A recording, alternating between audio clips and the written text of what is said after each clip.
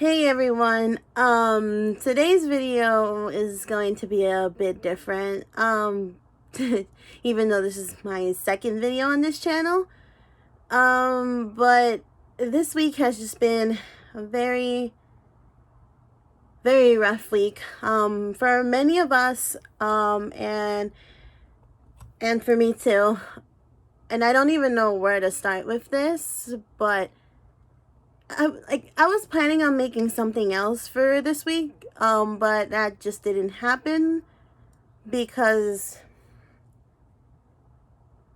I wanted to dedicate this video to someone who was very, very special to me, and I wasn't sure if I wanted to make a video on the topic, or if it was appropriate, or whatever the case may be. But I think for myself, I want to, from what I could do on my end, is just dedicate something for this person. So on Tuesday, I come to find out that one of my high school teachers, his name is Andrew Decker, he passed away of a heart attack. And it was a shock. It was a really big shock for me. I was just scrolling through Facebook, and that's when I saw everyone posting, tagging his Facebook page on their statuses and everything, and I didn't think I'd come to find out that way. I really didn't. And it's weird that, like, a lot of people are like, oh, once you're done with high school, you're done with everybody that was in there. And it's not the case, at least for some of us. A lot of us still do keep in contact with a lot of teachers, a lot of friends, a lot of people we met during our high school days. But with me and Decker, we actually had a close bond. He was my 11th grade English and U.S. history teacher, or history teacher. I don't even remember what he taught. I just know that, like, that he was part of the reason why I even got to enjoy, partly, because I had another teacher who made me enjoy English class a lot too. But he was part of the reason why I actually really enjoy English, because for me, English was always a boring subject to me. But he made me love it a lot more. And he just came to make me grow to love history class as well. And he had a lot on his plate. And we all knew that.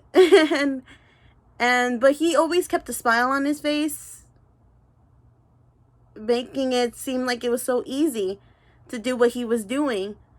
And I think that I can't speak for everyone else, and I can only speak for my own experience with him. But I was a person who, and I still am, I was a person who was always, always, always appreciative of all the teachers. And I always appreciated what they did for us, and always felt bad when I did something wrong, and made them upset with me, because I really didn't like that, because I was always trying to be the person who was that good student, so that way they could say, oh, thank gosh, I have one student who is actually doing their job and their work, and I don't have to worry about them, like. And it's funny because I'm a teacher too, and then I start feeling like that same feeling with some of my students, and it's just weird. But like, and he was also part of the reason why I became a teacher in the first place. Just because, like, the way he used to teach, it was so casual. He always had a strong student-teacher relationship with everyone, and, like, no matter who the student was, like, he always had that thing where, like, he could joke around with you, and you would say, well, he just roasted me, but you know what, I'm gonna accept it because he's really cool. And that's just how it was. He was always that jolly, always showing off some little dance moves, having, different type of music playing in the background, always, like, making us feel like we're not in the classroom, but we're like at home. And that's weird, but like you could talk to him and not feel like you're talking to a teacher. You can talk to him as if he was your friend. And I'm not saying that like, oh, like we didn't respect him as a teacher. No, that's the reason why we gave him so much of our participation, our engagement. We put our stuff into his work because we felt that if we did anything that kind of made him upset, or like kind of like, I don't know, to make him feel like he wasn't doing a good job, it was like, no, we can't do that to him. We actually need to show him our appreciation, and he made us like learning. Like, honestly, that's what he did. And he knew a lot about college stuff, and we were in that age where we're like, oh, now we have to actually start looking for college. And he was one to always, you know, tell you that, you know what, wake up, like, you need to get your shit together. And I'm sorry, I just cursed, but like, yeah, you need to get your stuff together. And because if not, you're going to realize, and it's the same things I tell my students, like, you're going to realize things are going to get harder from here on out. So you need to either get your stuff together, or it's not going to happen. And you know what, you're not going to leave here without getting your stuff together. You're going to leave here with having 5 colleges already planned out. I need to see you have this done by tomorrow. Get your FAFSA done. Get all the money you can. Blah blah blah blah. And especially those who were very interested in trying to get his advice to like do, like, to go anywhere. Like, what would be a good school for education? What would be a good school for nursing? What's a good school for lawyers? Like, anything you wanted, he would know. He would definitely know. And yes, we had a college counselor, but and I got a lot of my my ideas from him, like where I wanted to go to school, what I needed to do to get in, how should I push myself to get into all of these schools. And he was the one who was there. And he was also the type of person who cared about you in a way where even if you were doubting yourself, he wasn't doubting you. He was actually there pushing you and making it so that you had a clear pathway and what you need to do what you need to do. I don't know how else to say it. He always made it easier. He will always challenge you. Like, oh, you don't want to go to college? Okay, then tell me what's your next steps after that. Always challenging you.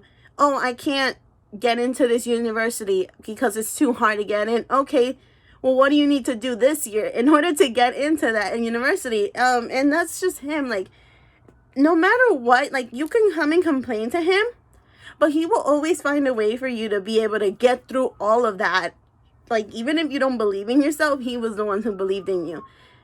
And it was during a hard time for me in high school. I had so many things going on, a lot of just stuff outside of the school, inside of school, and I just didn't know what I was going to do, just because I didn't know how to manage it. And he would always put everything in line for me. And I always went into his class, so I always hanged out with him in his classroom during lunch, because it was just a comfortable place to be in. He made it so that it would always be comfortable. And remembering everything is it's like warm memories.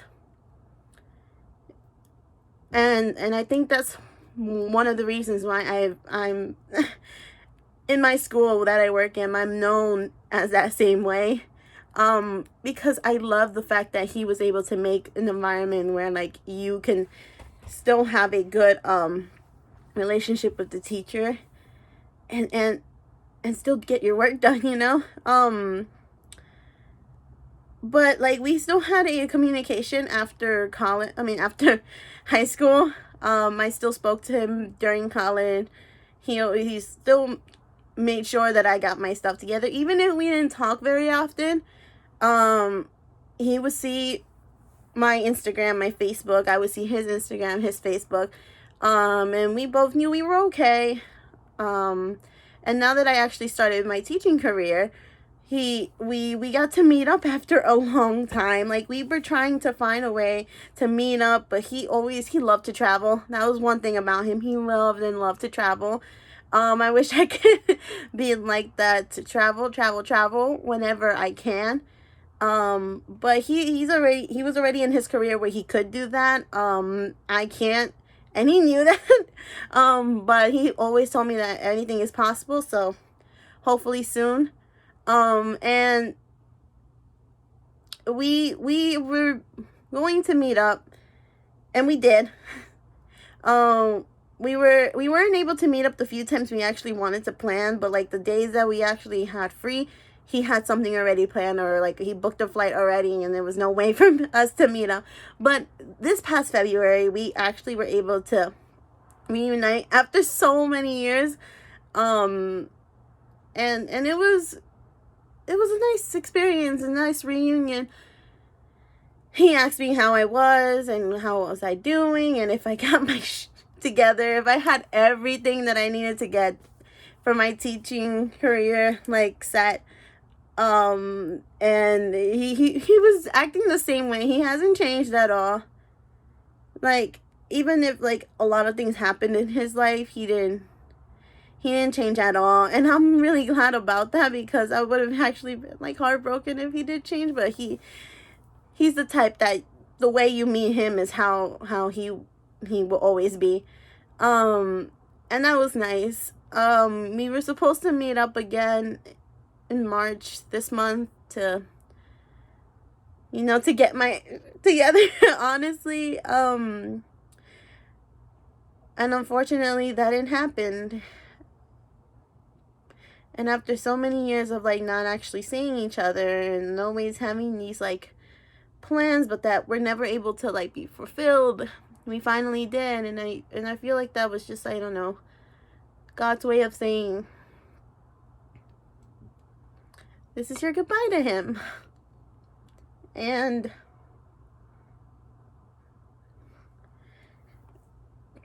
it was so unexpected, and it hurts. I didn't even mean to cry on this channel, Jesus Christ. But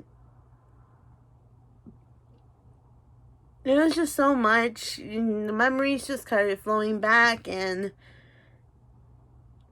the type of person he was, like, I wish everyone could have met him at some point in their lives, because he was such a special person. He was a one in a kind, a one in a whole lifetime person.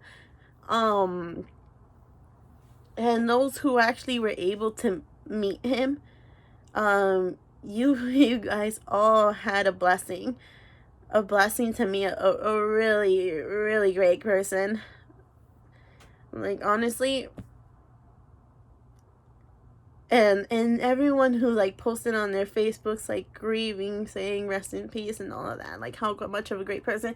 It was a lot of people, because he did touch the hearts of a lot of people, and he was someone very unique. He was like I don't know. I don't even know what to say. I don't even know how to describe it, because like he is a great person. He was wonderful. A great teacher, a great person. He loved cats. And he always liked having fun. And I just wish he was still with us, but he's not. And I think that his legacy will always live on, but like in our hearts. But I think we all wish that he was still here with us. I still wish he was still here with me. And I didn't think I would actually see one of my favorite teachers go. And it's hard. And I've been like grieving this whole week and trying to like, because he was always the type of person to be like, you gotta still smile on, and everything will be okay. And it's hard to take that, what he said, in this situation, because he's not here, and I couldn't believe it. My previous classmates couldn't believe it. Everyone couldn't believe it.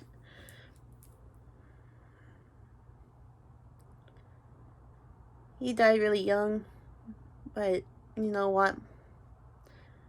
He's in a better place. This world is right now. It's just not great, but he's in a better place. And even though, like, I think that this world is not a great place, he always thought it's something beautiful. So yeah, I'm just rambling now. I'm sorry. But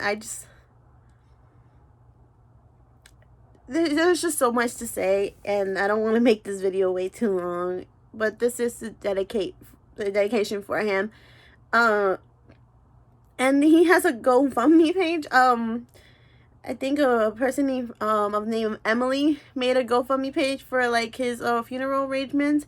If you want to donate anything, or just share his post, like, the link is in the description. And every dollar, every cent, or every share, it's help, because he deserves it. He deserves a lot more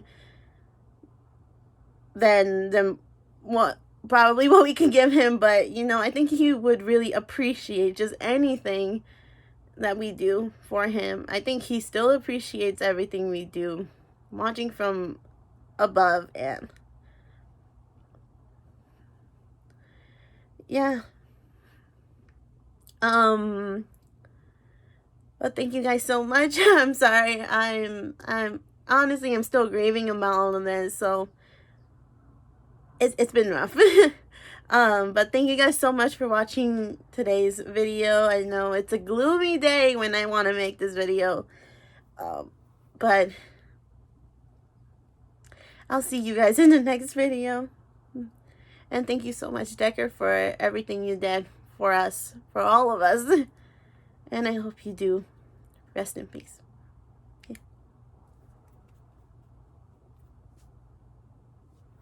With the class I did yesterday, when you guys were on your trip to wherever, I made these homemade donuts. Oh yeah. And You didn't go? like, You know what? Don't at eat one donuts. point, David, Cheyenne, like, jammed an entire jelly donut into her face, and she's Jelly like, donuts. "Oh my God, Mr. Decker, where did?" And I was like, I explained to her that I made the jam by hand up in Vermont last weekend, specifically for this. And she's like, "Can I have another one?" I was like, "I guess you can have a whole bunch because nobody showed up today. So why don't you take some home to your family?" And she's like, "Well, this is really too much for my family." I was like, "Well, just give it to some bums on the way home or whatever."